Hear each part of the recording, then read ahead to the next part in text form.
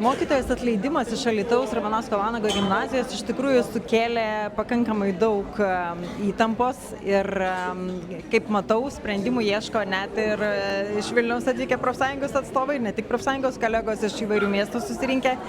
Andrius Navickas, vienos iš švietimo profsąjungų vadovas. Sakykit, kodėl jūs čia, kaip jūs matote tą situaciją? Na, iš tikrųjų situacija atrodo pakankamai absurdiška, mes, kadangi patys irgi dirba mokykloje, mokytojais, tai žinom, kad tokių situacijų gali būti tikrai dažnai. Bet turite omeny kažkokių konfliktų tarp mokytojų ir...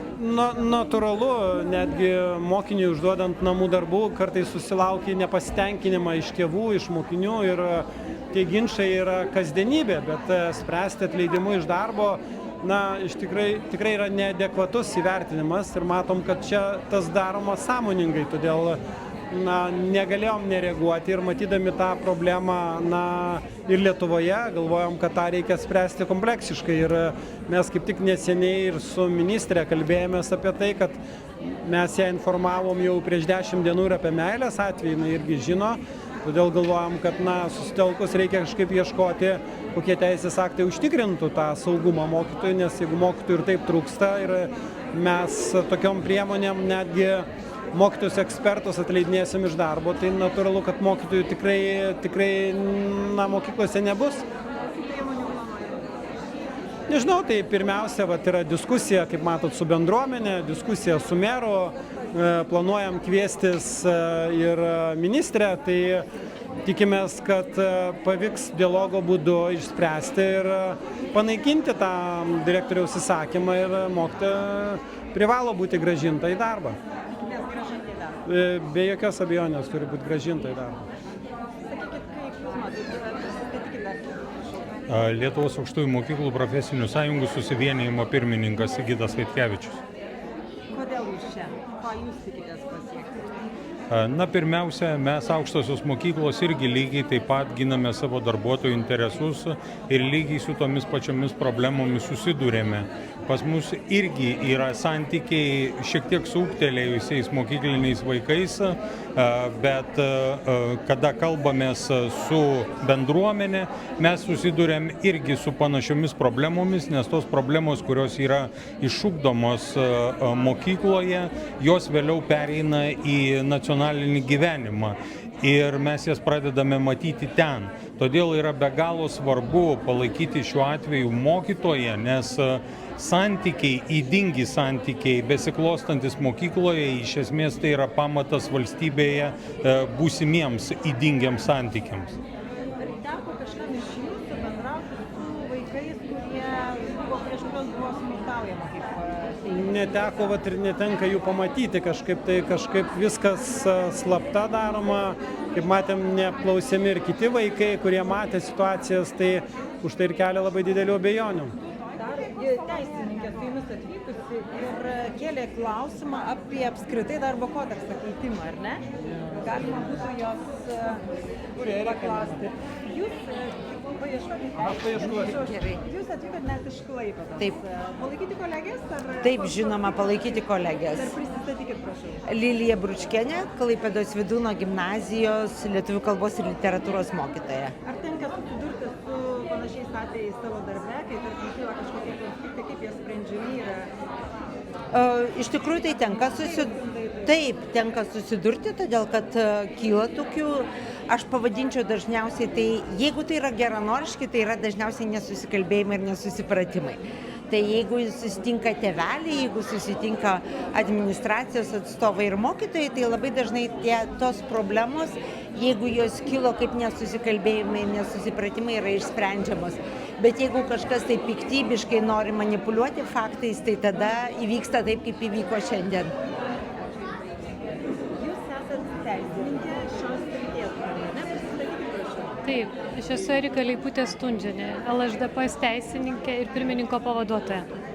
Jūs kalbėjot apie darbo kodekso pakeitimus, remiantis būtent šiuo atveju, aš teisingai supratau šitoje diskusijoje. Na, matot kaip, tai būtų būtini darbo kodekso pakeitimai, tai yra darbo kodekso straipsnis, kuris reglamentuoja taip, kad darbdavys turi teisę paprašyti negrąžinti į darbą atleisto darbuotojo, nors ir pripažintas atleidimas neteisėtu. Tai būtent apie tai jūs kalbate. Taip, Nes taip. dabar aš suprantu dabartinėje situacijoje, Meilė Platukienė negalėtų tikėtis būti grąžinta į darbą, net jeigu teismas pripažintų, kad jo atleista neteisėtai. Taip, tokiu atveju, jeigu darbdavys paprašys negrąžinti ir tokiu atveju tenkina bet kur instancija tokį sprendimą ir darbuotojas negrąžinamas. Nors aišku, jam tada išmokamos kompensacijos ir taip toliau, bet į darbą jis negrįžta. Kas yra būtent labai skaudu, jeigu tu dirbi sąžiningai ir nebegali grįžti į savo darbo vietą. Tai jūs tikėtumėtės, kad tokį reikėtų pakeitimą daryti darbo kodekse? Taip, mes kaip profesinė sąjunga jau inicijavom, kreipėmės į trišalę tarybą, kad tai būtų siūlomas inicijuojamas pakeitimas, bet dėja mums jau padaryti nepavyko. Bet planuoji toliau, ne? Taip. Tikitės, kad pavyks? Tikiu taip. O kaip jums kaip teisininkė apskritai šitą situaciją atrodo? Na, kadangi aš dirbu su visos Lietuvos mokytojais, tai galiu pasakyti, kad pagal tai, kad per porą mėnesių 2 pareigų pažeidimai, tai rodo ne visai normalų atvejį. Todėl, kad jeigu žmogus padarė pareigų pažeidimą, jis yra protinga būtybė, jis antrą kartą tokio pačio dalyko nedarys. Tai todėl aš manau, kad tai buvo veikiama sąmoningai link mokytojos atleidimo. Ačiū Jums. Merginos, jūs mokotės šioje gimnazijoje? Taip. Ar vienoje galbūt iš tų klasių, kuriuose buvo kilęs konfliktas su mokytoja Meilė Platukienė? Aš kaip tik toj grupėje ir mokausi. Gal jūs savo poziciją ir savo matymą papasakotumėte? Aš toj pamokoje būtent nebuvau, kaip tik man reikėjo iš tenais išeiti, bet kiek aš esu girdėjusi, kiek pati mokytoja sakė ir mano klasiokė, tenais buvo, viskas vyko tikrai ne taip, kaip yra apsirašyta, ten viskas vyko paprastai, tiesiog mokiniai su mokytoja nagrinėjo sąvoką, kuri buvo parašyta vadovėlyje. Ir kiek aš esu buvus kitose pamokose, kurioje ta pati tema yra nagrinėjama, nes pavyzdžiui per langus aš ateidavau mokytojai padėti.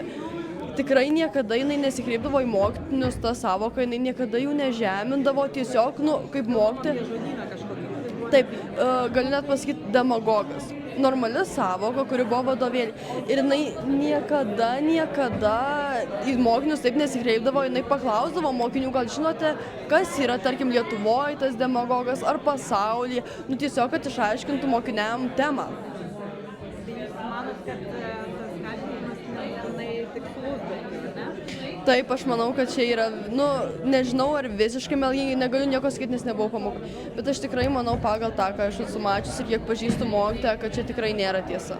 Kaip kiti klasiokai reagavo į tai, kas vyksta? Klasėje būtent ta grupė yra labai pasiskirstysi į 2 komandas, viena yra prieš mokytoją, kita už mokytoją. Ir su klasiokėm, kuriam kalbėjau, kurios yra už mokytoją, jos tikrai sako, kad čia yra nesąmonė ir kad mokytoja taip negalėjo padaryti. O kurie prieš? O kurie prieš jie sako, sako tą patį, kaip ir ta mokinė, kuri viską čia pradėjo. Taip. Jūs irgi iš tos pačios klasės? Ne, aš ne iš tos, bet aš tikrai esu už Meilę. Jinai tikrai labai faina mokytoja ir aš tikrai netikiu, kad jinai gali kažką blogo padaryti. Argumentai, kurie turi argumentų prieš,